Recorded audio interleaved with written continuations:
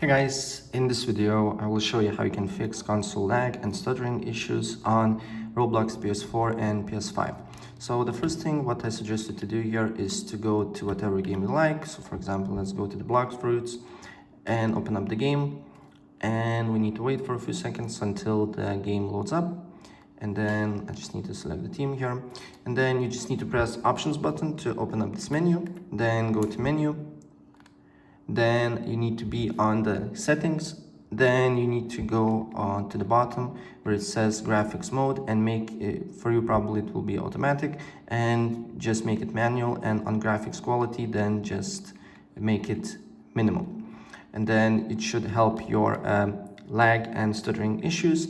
And another thing that you can do here, not a lot of things you can do on PS4 or PS5, but you can simply go to here to the game, right click on it, make sure that it's fully updated, and then just close the game and re-enter again. And if it's not working, if you're still getting lag and stuttering, then try to uninstall the game and install again. And if you have a lot of games and maybe you have not a lot of storage, and it can affect your lag and stuttering, so what you can do here is to basically just free up your storage, and then you need to look if the problem persists or not. And if it's not the case, then try to go to settings, then network, then test your internet connection. And if you're having good internet speed, you're good to go. But if you don't, maybe limit some devices and restart your router.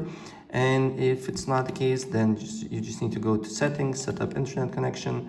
Then you need to select your internet here and then press options button, then advanced settings, then look for DNS settings, make it manual, and then change primary DNS to 8.8.8.8, and secondary DNS make it 8.8.4.4. Restart console, and then you need to look if you're getting lag or not. So if I help you out, please press like button and subscribe for more. Take care, bye.